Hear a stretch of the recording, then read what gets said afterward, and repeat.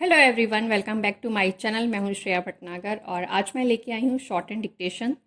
अगले 5 सेकंड में मैं स्टार्ट कर दूंगी, तो प्लीज़ आप लोग रेडी रहिएगा।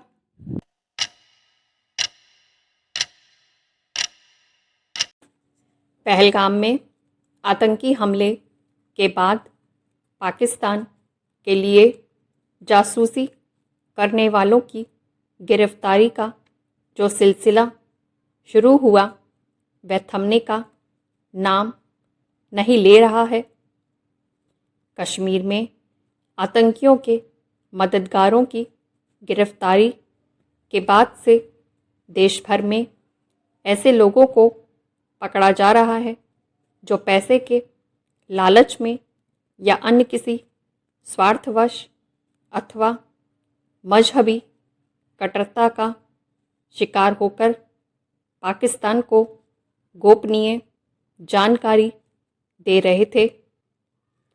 गत दिवस सीआरपीएफ के एक सहायक उप निरीक्षक को पाकिस्तान को खुफिया जानकारी देने के आरोप में राष्ट्रीय जांच एजेंसी की ओर से गिरफ्तार किया गया। पिछले कुछ समय में विभिन्न राज्यों से करीब 2 दर्जन ऐसे लोग गिरफ्तार किए गए हैं जो पाकिस्तानी खुफिया एजेंसी आईएसआई के लिए काम करते हुए देश की सुरक्षा से खिलवाड़ कर रहे थे। चूंकि पाकिस्तान जा चुकी हरियाणा की एक यूट्यूबर के वीडियो सहज उपलब्ध हैं, इसलिए उस पर मीडिया के बड़े हिस्से का ध्यान कुछ ज़्यादा ही केंद्रित है, लेकिन अन्य सभी पर भी पर्याप्त ध्यान दिया जाना चाहिए, क्योंकि उनमें कुछ तो ऐसे हैं जिनके बारे में यह कहीं अधिक स्पष्ट है कि उन्होंने संवेदनशील ठिकानों की जानकारी पाकिस्तान को दी।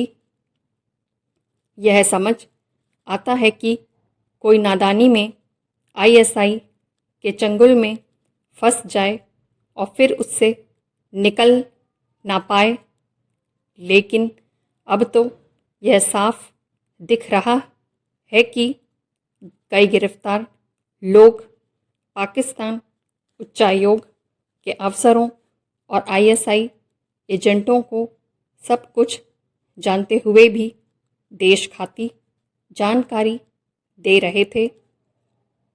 इसे गद्दारी के अलावा और कुछ नहीं कहा जा सकता। आखिर कौन ऐसा भारतीय होगा जो इससे परिचित ना हो कि पाकिस्तान हमारा सबसे बड़ा शत्रु है और उसने कश्मीर के साथ साथ शेष देश में भी अनगिनत आतंकी हमले कराए हैं। जब कोई जासूसी करने के आरोप में गिरफ्तार होता है तब तो खूब शोर होता है, लेकिन उसे कब कितनी सज़ा हुई यह कम ही पता चलता है। ऐसे देशद्रोही तत्वों को यथाशीघ्र कठोर सज़ा मिले, इसकी ठोस व्यवस्था की जानी चाहिए। इसके साथ ही लोगों को लगातार सचेत भी किया जाना चाहिए कि देश के भीतर बाहर सक्रिय पाकिस्तानी एजेंट किस तरह अपने जाल में फंसाते हैं। लोगों को शत्रुबोध की सीख देने के साथ ही यह भी बताया जाना चाहिए कि दोस्ती, लालच या फिर मज़हब का हवाला देकर कोई संवेदनशील जानकारी मांगी जाए तो तुरंत सचेत हो जाएं और पुलिस को सूचना दें।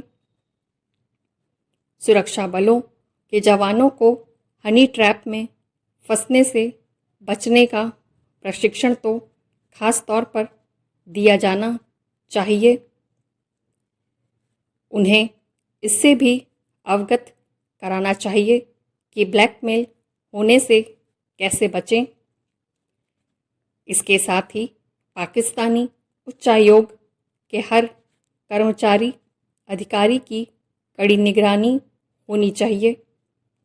वे हर संभव तरीके और यहाँ तक कि वीज़ा देने का लालच देकर भी लोगों को अपने चंगुल में फंसा रहे हैं। ये थी मेरी आज की डिक्टेशन।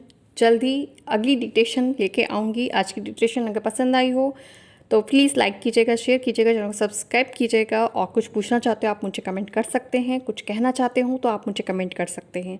मिलते हैं जल्दी एक नई डिक्टेशन के साथ। तब तक के लिए bye bye, take care, thank you.